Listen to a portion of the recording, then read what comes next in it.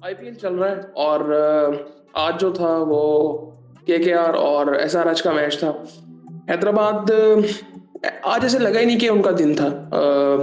पिछले कुछ matches I think जिस तरह से उनके जा रहे हैं, आज तो बिल्कुल भी आई थिंक लगा ही नहीं कि वो किसी भी तरह से आई थिंक जीत सकेंगे। आज वो टॉस भी जीते और बॉलिंग का फैसला भी किया, जो कि वो पहले नहीं कर रहे थे। उनकी कोशिश ये थी कि पहले बैटिंग की जाए, बट आज उन्होंने खुद बॉलिंग की, बट रिजल्ट्स चेंज हुए नहीं।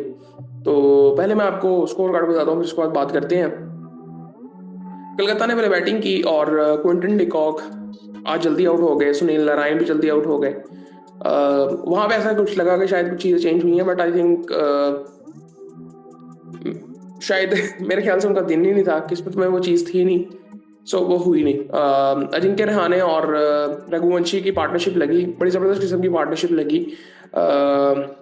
सो अजिंक्य रहाणे ने 38 रन बनाए 27 बॉलों में, 4 छक्के उन्होंने लगाए, 140 का स्ट्राइक रेट, एक चौका लगाया। रघुवंशी ने 50 रन बनाए 32 बॉलों में और 5 चौके 2 छक्के लगाए, 156 का स्ट्राइक रेट उनका भी था। उसके बाद बड़ी ज़बरदस्त इनिंग आगे खेली वेंकटेश अय्यर ने। लेकिन जो एक बड़ी इंपॉर्टेंट चीज़ थी ना, वो ये थी कि आखिरी 2 ओवरों में इन्होंने 36 रन खाए। शायद वो आई थिंक वो बहुत दूर ले गए थे। 200 जब हो गया था तो बहुत दूर चला गया था मैच, क्योंकि हैदराबाद को भी अच्छा स्टार्ट मिल गया था, 2 आउट उन्होंने कर दिए थे। लेकिन उसके बाद पार्टनरशिप्स लगी उनकी 2-3 और मैच बहुत दूर चला गया। वेंकटेश अय्यर ने आज ये नीचे भी खेले, वरना ये आई थिंक चौथे नंबर पे बैटिंग करते हैं। 60 रन इन्होंने बनाए 29 बॉलों में, 3 छक्के लगाए, 7 चौके लगाए, 206 का स्ट्राइक रेट था इनका। और रिंकू सिंह ने आके 32 रन बनाए 17 बॉलों में, 4 चौके लगाए, एक छक्का लगाया, 188 का स्ट्राइक रेट। और इस तरह इन्होंने 200 रन बना लिए।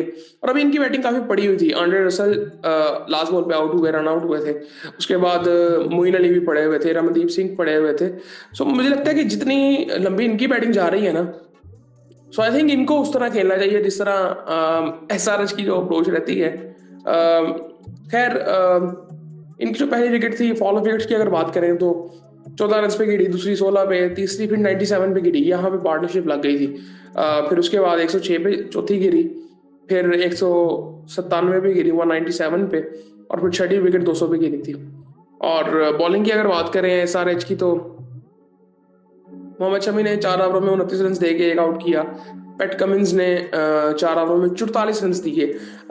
ये ओवरऑल अगर देखें ना, पैट कमिंस को अच्छी बॉलिंग कर रहे थे, बट इनको अच्छी बॉलों में भी शॉट्स लगे। जिस तरह इनका 19वां ओवर बहुत बुरा गया, अच्छी बॉलिंग वहां पे कर रहे थे, लेकिन वेंकटेश अय्यर ने आई थिंक जबरदस्त शॉट्स मारे थे उसमें भी। 44 रन इनको पड़े, उसमें आई थिंक इनको पड़े थे 36 में से आप 13-14 रन निकाल दें तो बाकी इनको पड़े थे 20-22 रन इनको बढ़ गए थे। और अपने आखिरी ओवर में इनके, और समरजीत सिंह ने 4 ओवरों में 47 रन दिए, ये भी महंगे साबित हुए। जिशान अंसारी ने 3 ओवरों में 25 रन देके एक आउट किया। हर्षल पटेल ने 4 ओवरों में 43 रन देके एक आउट किया। और एक मेरे लिए अलार्मिंग बात थी कि कमिंडो मेंडिस ने 1 ओवर किया। ये मैं आपको बड़े मजे की बात बताऊं, ये अपने दोनों हाथों से बॉलिंग करते हैं, स्पिन बॉलिंग करते हैं दोनों हाथों से। और इन्होंने एक ही ओवर किया, 4 रन दिए और एक आउट किया। और 1 ओवर इन्होंने क्यों किया, करवाने चाहिए थे इनसे ओवर। उसके बाद हैदराबाद बैटिंग के लिए आता है तो किसी भी तरह से आई थिंक वो लगे ही नहीं। पहले तो ट्रेविस हेड जिस तरह से आउट हुए, बिल्कुल लग रहा था कि ऐसे पता नहीं उनकी किस्मत ही नहीं है। अभिषेक शर्मा का भी यही हाल था, स्लिप पे वो आउट हुए। उसके बाद ईशांत शर्मा अच्छा जो आउट उन्होंने मारा, बट वो सर्कल के अंदर कैच, वो भी आउट हो गए। और नीतीश कुमार रेड्डी ने 19 रन बनाए। और कमिंडू मेंडिस अच्छी भी इन्होंने बैटिंग की, इनको देखने का मजा आ रहा था, 2 छक्के इन्होंने लगाए। आई थिंक ये प्रॉपर आई थिंक एग्जांपल हो सकती है आजकल T20 क्रिकेट जिस तरह से हो रही है, कि T20 की एक रेगुलर आई थिंक चॉइस जो कि होनी चाहिए हर टीम के पास, के दोनों हाथों से बॉलिंग भी करते हैं और जबरदस्त बैटिंग भी करते हैं। इन्होंने ऐसे 23 रन बनाए 20 बॉलों में, 2 छक्के लगाए, एक चौका लगाया, 135 का स्ट्राइक रेट इनका था। हेनरिक क्लासन ने 33 रन बनाए, बट विकेटें साथ साथ इनकी गिर रही थी, तो वो किसी भी वक्त ऐसे लगा नहीं कि यार एक कोई बंदा मैच खींच के ले जाएगा। आई थिंक इनके जो 4 आउट हो चुके थे 44 पे, 5वां आउट 66 पे हो गया था, तो वो बिल्कुल भी आई थिंक खत्म हो गया था मैच। क्लासन ने 33 रन बनाए, 2 छक्के 2 चौके लगाए। अनिकेत वर्मा वो भी जल्दी आउट हो गए थे। फिर उसके बाद पैट कमिंस आए, 14 रन उन्होंने भी बनाए, 2 चौके लगाए। उसके बाद हर्षल पटेल ने 3 रन बनाए। सो इस तरह 120 पे ऑल आउट हो गई टीम। और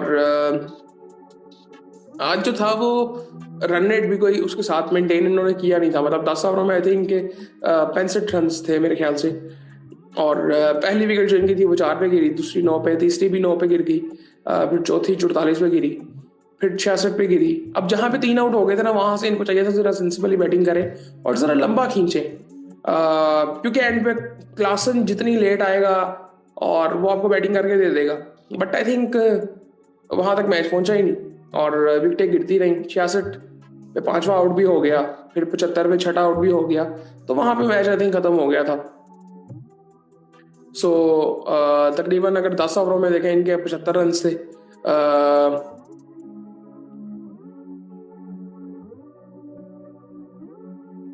और उसके बाद अगर बात करें तो 7वां आउट 112 पे हुआ, फिर 8वां 114 पे, 9वां भी 114 पे हो गया, फिर 120 पे ऑल आउट हो गई टीम। बॉलिंग की अगर बात करें केकेआर की, तो वैभव अरोड़ा ने 4 ओवरों में 29 रन देके 3 आउट किया। अच्छी बॉलिंग कर रहे थे ये। हर्षित राणा ये बड़े ज़बरदस्त, आई थिंक इनका बड़ा अच्छा टूर्नामेंट जा रहा है। एक इन्होंने कैच बड़ा ज़बरदस्त पकड़ा था और फिर आउट भी बड़ा ज़बरदस्त किया। 3 ओवरों में 15 रन देके 1 आउट किया। वरुण चक्रवर्ती ने 4 ओवरों में 3 आउट किए, 22 रन देके। आंड्रे रसल ने वो अपना दूसरा ओवर कर रहे थे, 2 आउट उन्होंने किए। बैटिंग में भी उनका हमने वो मैजिक कभी देखा नहीं है इस टूर्नामेंट में, लेकिन वो बॉलिंग आई थिंक आज उन्होंने डिसेंट की है। 12 की इकोनॉमी से रन तो दिए बट आउट किए 2। सुनील नारायण ने 4 ओवरों में 30 रन देके 1 आउट किया। सो ये सूरत हाल थी आज के मैच की। और इसके बाद